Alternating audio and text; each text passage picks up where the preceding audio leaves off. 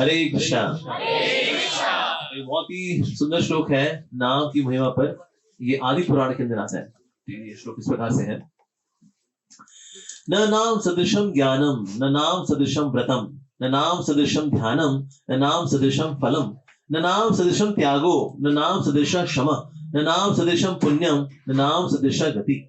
नामैव परमा शांति, नामैव परमा स्थिति, नामैव परमा भक्तिर, नामैव परमा मति, नामैव परमा प्रीति, नामैव परमा स्मृति, नामैव कारणम जंतोर, नामैव प्रभुरेव च, नामैव परमाराध्यो, नामैव परमो गुरु। तो आदि पुराण के अंदर भगवान श्री कृष्ण के नाम का उदाहरण है कि न नाम सदृशम ज्ञानम, मतलब ज्ञान जो है उसमें जो भगवान श्री कृष्ण का नाम है, इससे बड़ा कोई ज्ञान नहीं है। यही सारे ज्ञान का निष्कर्ष है। जैसे कि आता है शिक्षा आश्रम के अंदर कि विद्या वधु जीवनम, विद्या नाम की जो वधु है उसका जीवन, यानी उनके हस्बैंड कौन? कृष्ण का नाम। यानी कि अगर आप विद्या जी के पास जाए, विद्या मैडम आप आइए ना मैडम, तो विद्या मैडम क्या बोलेंगे? मैं अपने हस्बैंड के साथ आती हूँ, अकेले नहीं आती। क्या आपके पास मेरे हस्बैंड है? आपके हस्बैंड कौन है? ये मेरे हस्बैंड का नाम कृष्ण नाम। क्या आप कृष्ण नाम लेते हो? नहीं जी, हम चाहते हैं बस आप आ जाओ मैडम। तो विद्या मैडम बोलते तुमको ठेंगा कुछ नहीं मिलेगा। तो न नाम सदृशम ज्ञानम, ज्ञान यानी विद्या शक्ति उसके पास ही आएगी जो कि नाम लेगा। वैसे बताया जाता है कि कलयुग के अंदर महाभागवत बनना असंभव है। कलयुग में कोई महाभागवत नहीं बन सकता, क्योंकि गधों की दुनिया है, गधों का युग है। गधे लोग कहां से महाभागवत बन जाएंगे? लेकिन हमारे श्री जीव गोस्वामी कहते हैं, लेकिन इसमें एक एक्सेप्शन है। अगर कोई नाम की शरण में जाएगा तो कलयुग में भी महाभागवत बन सकता है। यस। और सारे नाम का निष्कर्ष क्या है? नाम। सारे ज्ञान का निष्कर्ष क्या? नाम। मैंने बहुत कोई ज्ञान ही हो जाए, संस्कृत पाठ कर ले, श्लोक सुना दे, लेकिन नाम ना लेता हो, ना जी ना। सबसे सर्वश्रेष्ठ ज्ञान है वो नाम ही है। न नाम सदृशम व्रतम, इससे ऊंचा व्रत कोई नहीं है।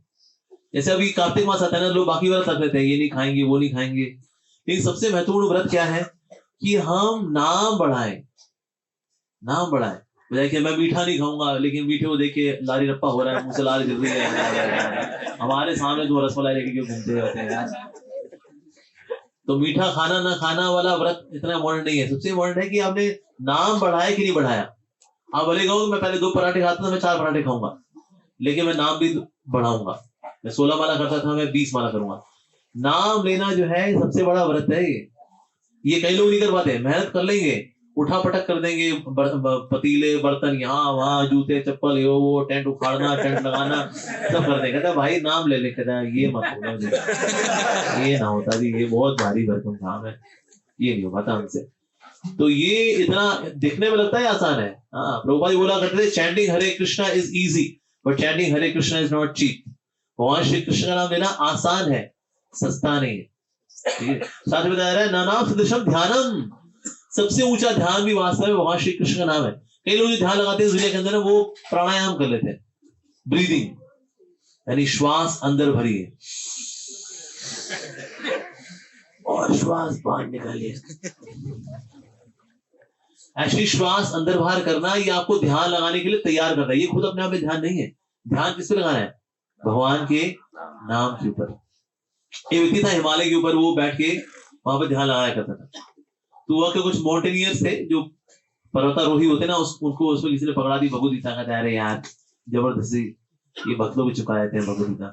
तो बैग में डाल दी, वो चलते रहे। ऊपर चढ़ते चढ़ते वहां पर जो ध्यानी बैठे हुए थे उनको बोला, सर ये आप रख लीजिए, हमारे किसी काम की है नहीं किताब, हम तो ऊपर जा रहे पहाड़ी के ऊपर। इनको पकड़ा दी। अब ये ध्यानी जो है उसने पढ़ना शुरू कर दिया। इसने पढ़ना शुरू कर दिया, पढ़ते पढ़ते इसको पता लगा हरे कृष्ण महामंत्र जप करना चाहिए। उसने जप करना शुरू कर दिया, और वहां पहाड़ी में पहली बार उसको लगा कि ध्यान लगाना तो रस आ रहा। इसके पहले मैं शून्य पे निराकार पे ध्यान लगा रहा था, मेरे को बिल्कुल रस नहीं आ रहा था, इतना नीरस था वो ध्यान। लेकिन जब से ये हरे कृष्ण करना शुरू किया है, अरे बड़ा रस आता है उसको। उसने इस रस की वजह से पहाड़ी से नीचे उतर के आया और पता लगाया हरे कृष्ण टेम्पल कहां पर है, वहां फुल टाइम ज्वाइन कर लिया उसने। इसलिए न नाम सदृशम ध्यान, सबसे ऊंचा ध्यान यही है वास्तव में। न नाम सदृशम फलम, इससे ऊंचा कोई फल नहीं है। यानी सारे क्रियाकलाप, दान दक्षिणा, सारे नदियों में नहाना, परिक्रमाएं करना, ये सब करने का फल पता है क्या प्राप्त होगा? कि आपके जीवन में कृष्ण नाम आएगा। तो इससे जो जो यहाँ पर हरे कृष्णा कर रहे हैं, आप ये लेके चलिए। आप कई बार नदियों में, पवित्र नदियों में नहा लिए, कई बार आप परिक्रमाएं कर चुके हैं, कई बार आप पहाड़ियां चढ़ चुके हैं, सब कर कराने के बाद आपको ये फल प्राप्त हुआ है कि आप यहाँ इस्कॉन रांची में मधुसूदन मुकुंद प्रभु के संग में। हाँ, तो ये है असली फल। ठीक है जी।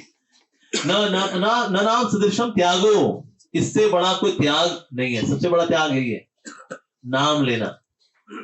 इसके लिए जो भी अनुकूल हो अपनाना चाहिए, जो प्रतिकूल हो उसको त्यागना चाहिए। भले ही प्रतिकूल आपको बड़ा पसंद हो फिर भी त्यागो, और जो अनुकूल हो बड़ा पसंद हो आपको तो फिर भी त्यागो, और जो प्रतिकूल आपको बिल्कुल पसंद नहीं है अपनाओ।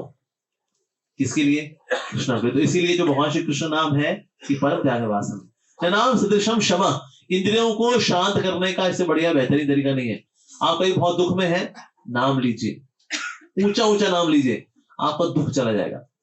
हम लोग कभी दुखी हो रहे होते हैं छोटी छोटी बात के ऊपर, उसने कैसे बोल दिया, ऐसे कैसे बोल दिया, उसको कीड़े पड़े फलाने, अरे भाई थोड़ा नाम लो भाई, तुम्हारा सब क्षमा हो जाएगा और कुछ नहीं। नाम सदृशम पुण्यम, इससे ऊंचा कोई पुण्य नहीं है।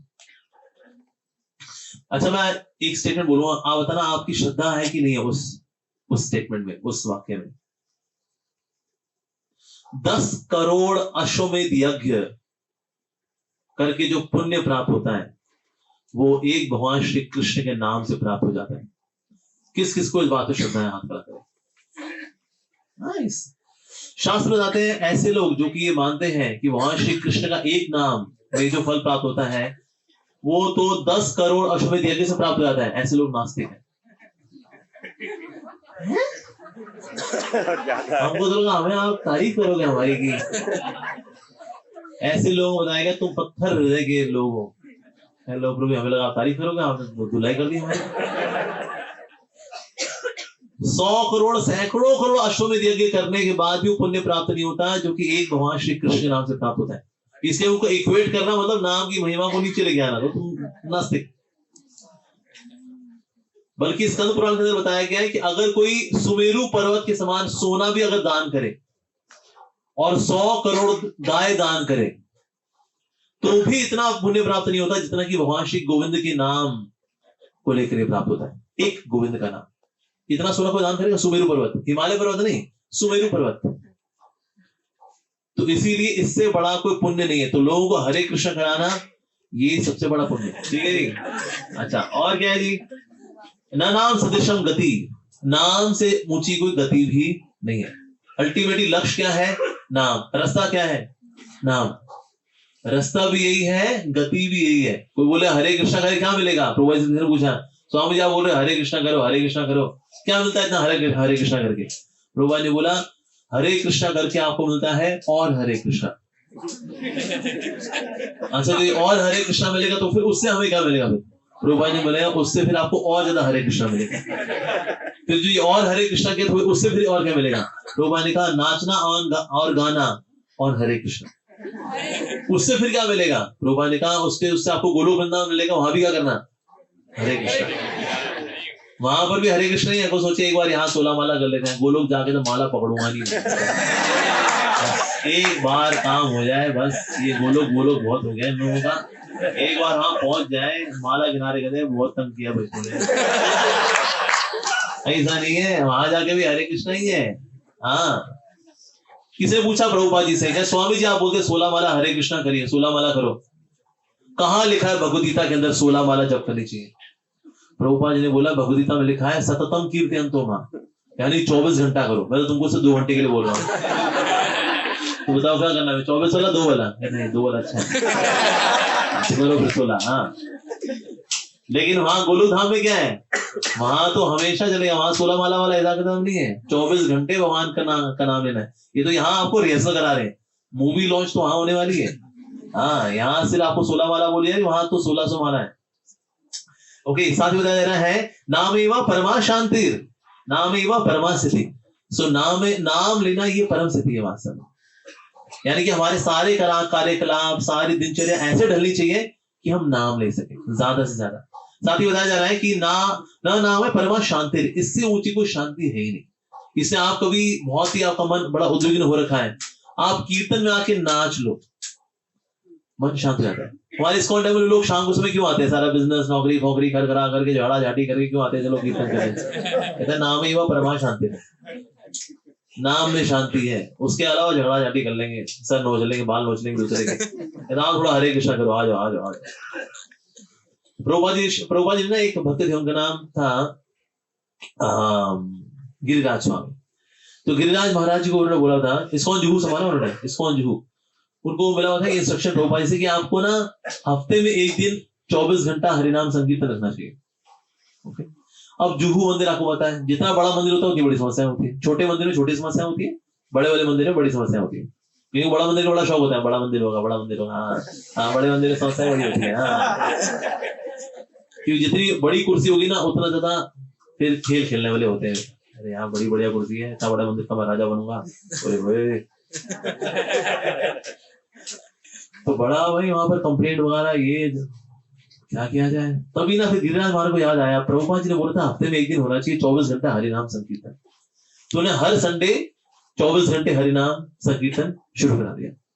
तो जब भी कोई समस्या लेके आता, गिरिराज स्वामी आई गॉट अ प्रॉब्लम, तो बताओ क्या प्रॉब्लम आपकी? ठीक है ठीक है ठीक है, तो मैं आपसे मंडे को मिलूं, चलेगा? हाँ ठीक है। कहता है हाँ, लेकिन ना वो संडे को हरिनाम संकीर्तन भी, उसमें आ जाए ना, फिर मैं मंडे को मिलूंगा। ठीक है, वो आता था संडे को हरिनाम लेता था, उसका यहाँ जो प्रॉब्लम थी सफा चढ़ जाती थी, मंडे को वो आता ही नहीं था। इस तरह से कितने लोग समस्या लेके आते थे, मेरा गमछा चोरी होगा, मेरा गमछा लेकर भाग जाओ, मेरा जन्माष्टमी का भी कार्ड नहीं मिला मेरे को। बिल्कुल, ये तो बहुत गंभीर समस्या है। मैं मंडे को मिलूं आपसे? हाँ, लेकिन संडे को हरिनाम में जरूर आना। वो संडे को जो आते थे वो मंडे को आते ही थे। इस तरह से 1978 से 1992 कितने साल हो गए? 14 साल। 14 साल तक गिरिराज महाराज जी ने इस्कॉन जुहू संभालने का सिंपल फंडा, can I see you on Monday, please come on Sunday. 14 साल। हाँ, तो ऐसी समस्याओं का समाधान हो तो कैसे होगा जी? ऐसे होगा। तो इसे नाम एवं परमा शांति, ये परम शांति देने वाला है। नाम एवं परमा भक्ति, ये सर्वश्रेष्ठ भक्ति भी नाम ही है। भक्ति के 64 अंग है, 64 अंगों में से नवधा भक्ति सर्वश्रेष्ठ है। नवधा भक्ति में जो पांचांग भक्ति वो सर्वश्रेष्ठ है। पांचांग भक्ति में क्या कहता है? श्री विग्रह सेवा और नाम संकीर्तन और साधु संग, भागवत श्रवण और मथुरा और धामवास, मथुरावास। ठीक है, इन पांचों में सर्वश्रेष्ठ है नाम संकीर्तन। यानी बाकी जो 4 है वो सपोर्ट करते हैं कि हम नाम लें। साधु संग में क्या करना चाहिए? नाम लेना चाहिए। शिव विग्रह लेते हुए क्या करते हैं हम लोग? नाम लेते हैं। ठीक है, धाम में जाके क्या करेंगे? नाम लेंगे। कुछ लोग लगता है धाम जाएंगे सिर्फ लस्सी पियेंगे और टिक्की खाएंगे, वो भी करना है, लेकिन उसके अलावा नाम भी लेना है हमको, नो डाउट। ठीक है जी। तो इसीलिए बाकी जितने भी अंग हैं, चाहे वो श्री विग्रह सेवा हो, भागवत पढ़ना हो, इन सबका अल्टीमेट लक्ष्य क्या है? नाम। तो इसलिए नाम ही वह परमा भक्ति, नाम ही जो है वास्तव सर्वश्रेष्ठ भक्ति है। नाम ही वह परमा मति, सबसे अधिक जो बुद्धिमान व्यक्ति है वो नाम ही लेगा। बुद्धिमान लोग जो है नाम लेते हैं, जो कम बुद्धिमान लोग हैं वो लोग श्वास लेने में वो व्यस्त है वो लोग। नाम ही वह परमा प्रीति, सबसे सर्वश्रेष्ठ तरीका जो अपनी प्रीति जो प्राप्त करने का वो क्या है? नाम ही है। कई लगता है कि ना नाम लेंगे तो हमें कृष्ण प्रेम मिलेगा, यानी कृष्ण प्रेम अलग है, नाम अलग है। पर असल में नाम लेते हुए हमें प्रेम, नाम के लिए प्रेम चाहिए। ये नाम के प्रति प्रेम ही कृष्ण प्रेम है। ऐसे नहीं नाम का लेना है और फिर एक अलग चीज मिल जाएगी हमें कृष्ण प्रेम। नाम ही वो परमा प्रीति, ये परम प्रीति यही है कि हम नाम लेते हैं ऐसे। तो इसलिए नाम लेना चाहिए। इनफैक्ट एक डिवोटी था, उसने बोला प्रभुपाद जी को, श्री प्रभुपाद मेरे ना 4 नियम का पालन नहीं हो पाता मेरा। तो प्रभुपाद ने बोला अच्छा 4 नियम का पालन नहीं होता, अच्छा 16 वाला जब कर लेते हो? कहते हैं हाँ वो मैं कर लेता हूँ।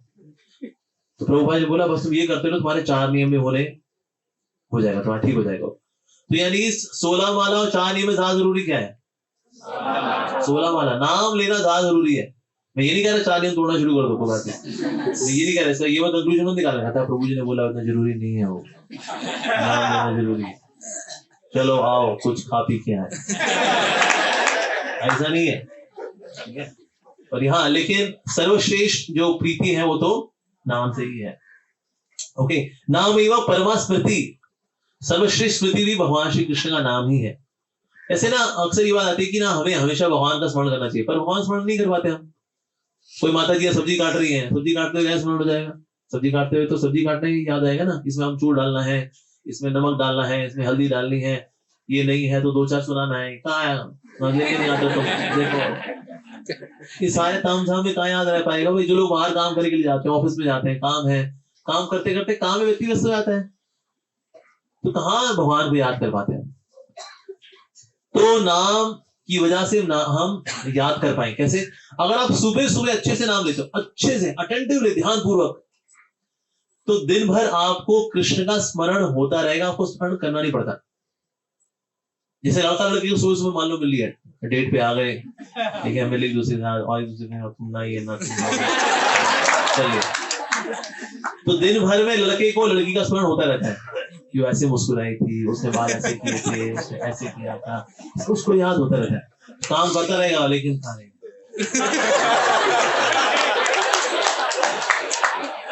तो उसको लड़की को याद करना नहीं पता, लड़की उसको याद होती रहती है। उस तरह से अगर सुबह सुबह किसी ने भगवान श्री कृष्ण के नाम के साथ डेट मारी हो, हरे कृष्ण कृष्ण कृष्ण हरे हरे, हरे राम राम राम हरे हरे, तो दिन भर में नाम का स्मरण होता रहता है, करना नहीं पड़ता। सो नाम ही वह परमा स्मृति, नाम लेना ये परम स्मृति है। इसीलिए कोई स्मरण करना चाहे तो उसी विधि भी क्या है? स्मरण करना। नाम ही वह परम आराध्यो, नाम ही परम आराध्य है। जैसे हमारे एक आचार्य, उनका नाम श्री गौर किशोरदास बाबा जी महाराज, उनके डीटीज पता क्या थे? एक पत्थर का स्लैब, उस पत्थर के स्लैब पे लिखा होता है हरे कृष्ण। उन्हें पत्थर से के स्लैब पे ही उसने ऐसे गुदवा दिया था, उन्हें खुद ही गोदा था हरे कृष्ण, और उसी की आरती कर रहे थे। नाम ही वह परमाराध्यो, मेरे तो डीटीज यही है, मेरे विग्रह तो यही है, ये नाम ही मेरे सब कुछ है। तो इसलिए नाम ही वह परम आराध्यो। बल्कि हम जो डीटी वर्षिप भी करते हैं ना, साथ में अगर कीर्तन नहीं हो रहा होता तो डीटी वर्षिप में जो हमसे कुछ गलतियां हो जाती हैं, थोड़ा प्लस माइनस कुछ हो जाता है, वो बैलेंस कब होगा? जब साथ में कीर्तन चल रहा होगा। यज्ञ तैयारी होते हैं तो यज्ञ में भी अगर कुछ ना कुछ कमियां रहती है। यज्ञ में जो यज्ञ करने वाला है वो क्या श्लोक बोल रहा है उसको खुद को नहीं पता होता। हमारे डिवोटी थे, वो वीसीआर में अपनी मैरिज का कैसेट देख रहे थे, अपने मैरिज की भाई क्या हमारी शादी हुई थी, पुरानी भूली बिसरी यादें याद कर रहे थे।